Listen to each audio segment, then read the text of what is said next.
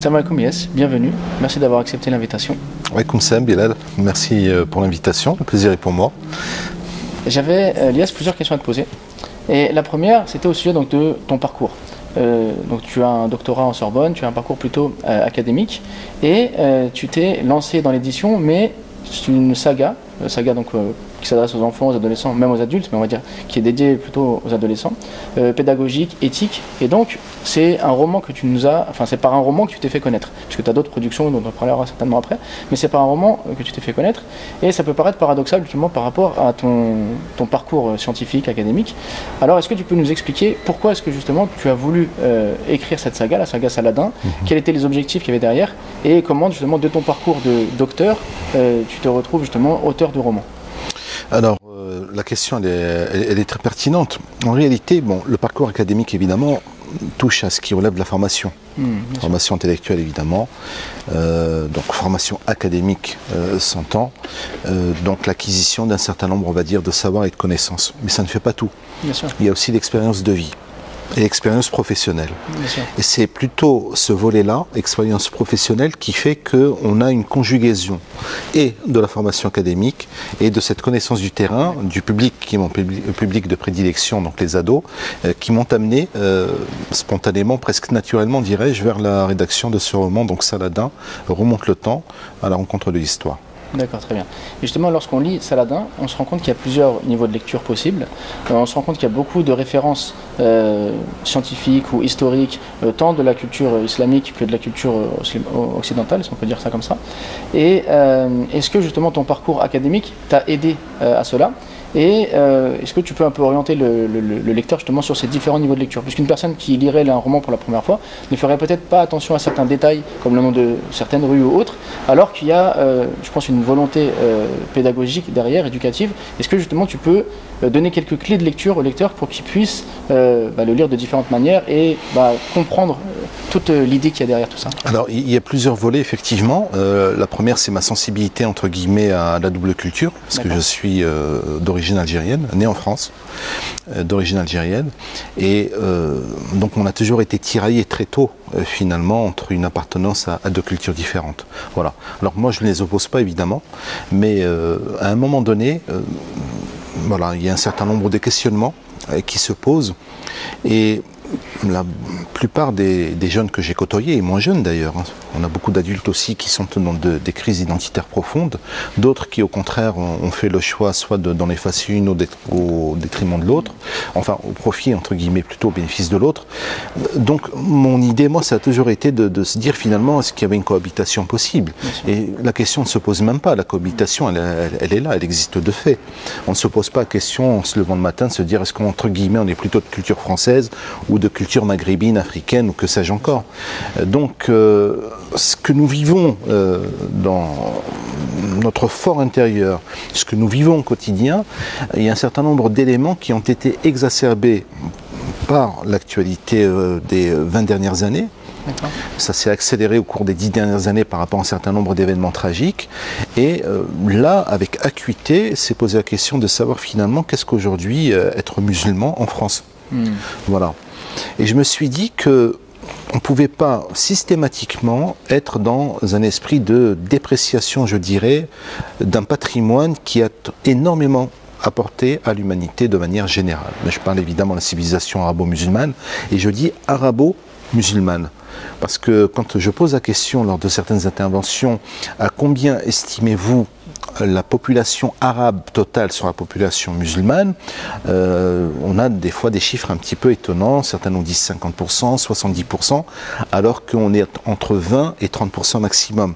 Ce qui montre à quel point la diversité de la communauté musulmane sur le plan ethnique, elle est extraordinaire. Donc les Arabes ne sont pas, à proprement parler, majoritaire dans la population musulmane mondiale.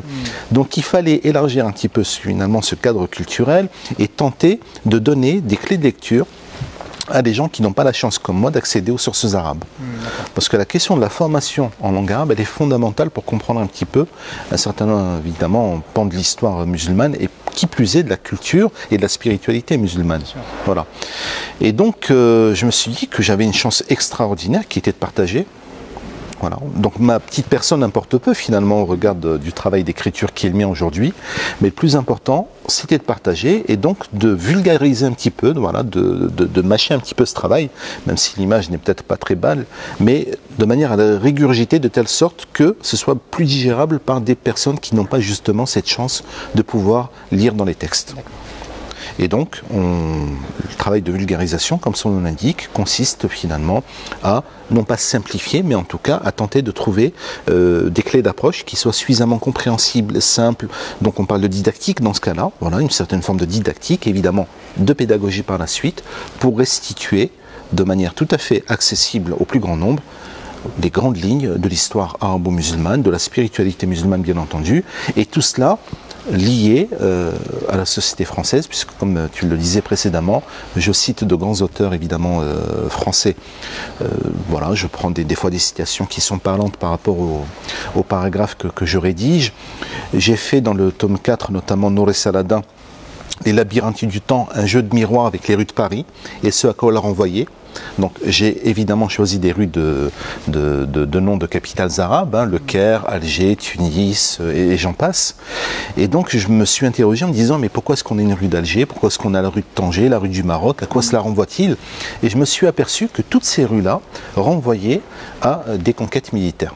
D'accord. Voilà. Donc en fait, on peut se rendre compte, enfin, en parlant avec toi, qu'il y a un véritable travail de recherche derrière. Parce que quand on lit le roman, on ne se rend pas forcément compte du travail fourni par l'auteur derrière. Donc j'imagine que tu dois faire des recherches pour comprendre pourquoi la rue de Tanger s'appelle la rue de Tanger, mais également des recherches historiques sur des personnages que tu cites, etc. Est-ce que tu peux nous dire justement un peu comment tu organises ton travail, au-delà de la rédaction, mais vraiment en ce qui concerne l'accès aux sources, les recherches, et après comment est-ce que tu arrives à les inscrire dans la dynamique du roman? Alors, en général, j'ai toujours ce que j'appelle une structure, un squelette de base, évidemment. Donc il me faut le début de l'intrigue, donc comment je vais introduire l'histoire et comment je vais la conclure. D'accord. Une fois que j'ai ces deux jalons-là qui sont plantés, je vais commencer entre guillemets à habiller progressivement. Donc j'ai, je dirais, trois dimensions. Il y a une dimension historique évidemment, une dimension culturelle et une dimension psychologique. Donc la psychologie de mes héros, elle est fondamentale. Et ça, par exemple, sur ce volet-là, ça m'amène de temps à autre à travailler sur des articles en psychologie, sur des ouvrages, pour des traits de caractère bien précis. D'accord, très bien. Voilà. Et donc je vais construire un petit peu de manière à être au plus proche de mon personnage et évidemment faire en sorte que le lectorat s'identifie bien entendu, sente ah oui mais ça me parle. Sur le plan historique, c'est le travail évidemment le plus lourd, on ne s'en rend pas compte et des fois pour deux phrases seulement, je parle bien de deux phrases hein, dans un chapitre, ça peut être des dizaines d'articles de consulter. D'accord, très bien. Parce qu'il me manque par exemple une liaison, une transition entre un point A et un point B. Et là j'ai besoin par exemple sur, alors je vais donner un exemple très concret, j'ai travaillé sur les horloges à automates par exemple. Qui est donc l'objet du tome 1 par excellence. On commence avec un objet automate et pour comprendre finalement le fonctionnement de ce que l'on appelle un portfolio avec des verges, les petites balances qui permettaient ça m'a demandé un temps inestimable, un temps fou pour tenter de comprendre un petit peu le mécanisme et le rendre aussi au lecteur. D'accord. Parce que le lecteur en lisant doit se dire tiens il y a une petite maîtrise quand même du sujet.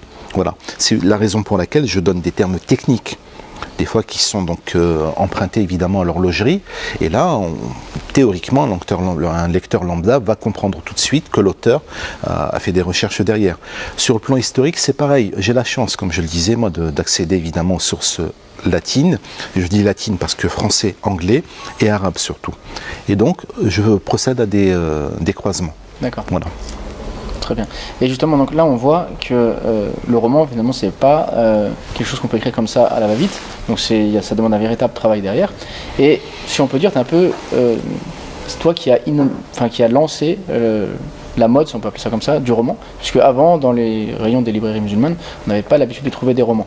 Depuis que la saga Saladin est sortie, on voit que des romans sortent un peu tous les jours, qu'il y a une dynamique autour du roman qui s'est mise en place, ce qui est très bien, puisque ça élargit un peu la possibilité donc, pour les jeunes de lire autre que ce qu'ils trouvaient auparavant.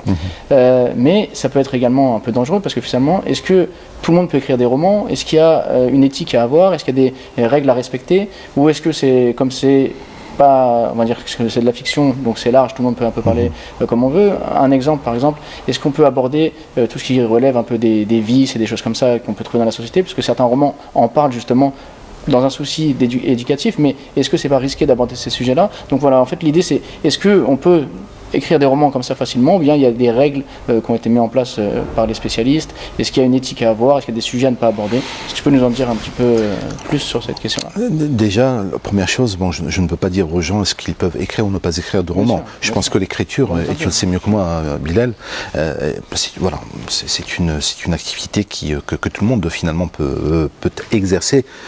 On se comprend, donc sur leurs heures perdues, leur temps de loisir ou autre. Donc les gens écrivent, beaucoup écrivent sans même paraître d'ailleurs, être édité. Donc je n'irai pas jusqu'à dire que est-ce que les gens peuvent écrire ou ne pas écrire. Par contre, effectivement, moi je peux expliquer le parcours qui m'a mené, qui a présidé à mon intention d'opter pour un genre littéraire particulier qui est celui du roman. D'accord.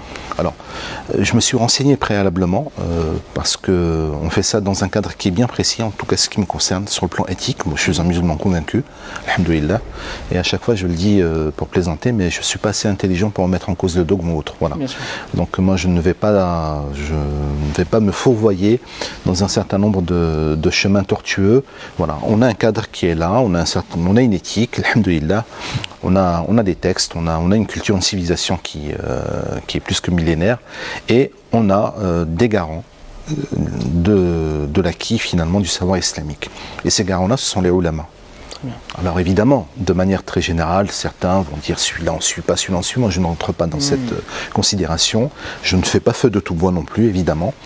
Et donc le musulman lambda que je suis, voilà, je me réfère, voilà, à des avis de ulama. Puisque le prophète sallallahu alayhi wa sallam nous a dit al-ulama warathatul anbiya. Les savants sont les héritiers des prophètes. Alors évidemment, voilà, on essaye, selon sa sensibilité, selon un certain nombre de critères, voilà, d'être très attentif à ce qui peut être dit écrit. Évidemment, on prend plusieurs avis, donc on fouille, on ratisse entre guillemets très large pour voir s'il y a un consensus ou pas.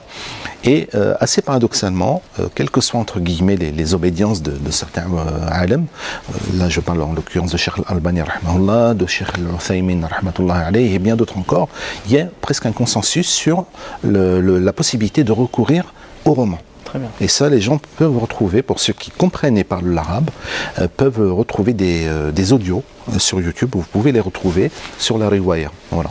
Quelles sont les conditions pour écrire un roman à caractère éthique. Très bien. Voilà. Okay. Alors évidemment, il y a un certain nombre de petits interdits qui ont été évoqués, comme le fait par exemple de ne pas avoir de description charnelle ou autre, bon, des choses qui ne relèvent pas entre guillemets de la pudeur. Okay. Cela mis à part, dans une optique éthique, donc le genre littéraire entre guillemets est validé. Donc voilà.